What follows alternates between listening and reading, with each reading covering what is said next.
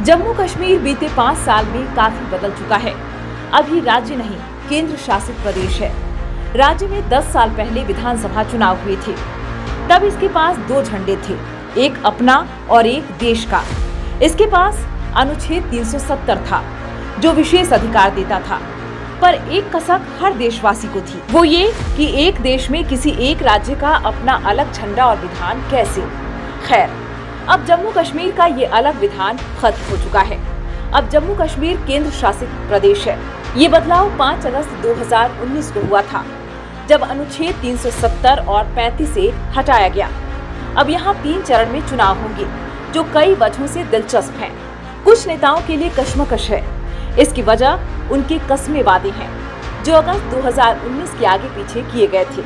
इन नेताओं में पीडीपी मुखिया महबूबा मुफ्ती और नेशनल कॉन्फ्रेंस के नेता उमर अब्दुल्ला हैं। उमर की कसम का तोड़ तो उनके पिता और पार्टी मुखिया फारूक अब्दुल्ला ने निकाल लिया है, मगर पीडीपी मुखिया कश्मकश में हैं।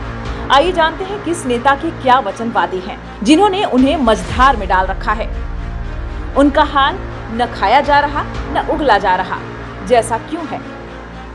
अनुच्छेद 370 हटाया गया तो कई नेताओं को नजरबंद किया गया। इसमें फारूक अब्दुल्ला, उमर अब्दुल्ला और महबूबा मुफ्ती भी थीं।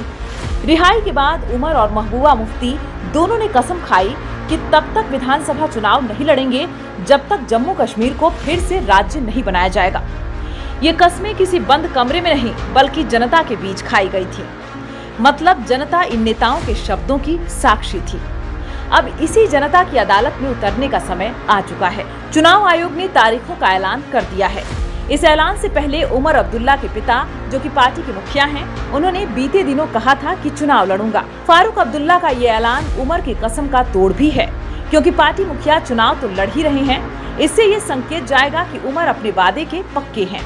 साथ ही फारूक अब्दुल्ला के चुनाव लड़ने से पार्टी कार्यकर्ताओं और उनके वोट बैंक को खास कमी नहीं खलेगी, बल्कि पार्टी तो चिल्ला चिल्लाकर उमर के वादे के लिए भी वोट मांग सकती है।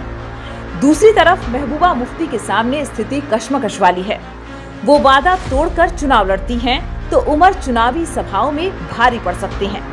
वादे पर कायम रहती हैं, तो पार्टी में उस जोश की कमी रहेगी जो पार्टी के मुखिया के चुनाव लड़ने पर होती है। अब महबूबा भी फारूक की तरह दांव फेंक दें तो कोई हैरानी नहीं। वो अपनी बेटी इल्तिजा को चुनाव लड़ा सकती हैं। बीते कुछ समय से इल्तिजा काफी सक्रिय भी हैं। एलजी प्रशासन की कार्यशैली को लेकर अक्सर सवाल उठाती रहती हैं।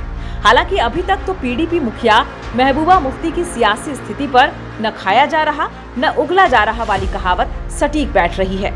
घाटी की सियासत के जानकारों का मानना है कि महबूबा इस कश्मकश वाली स्थिति से जल्द बाहर आएंगी।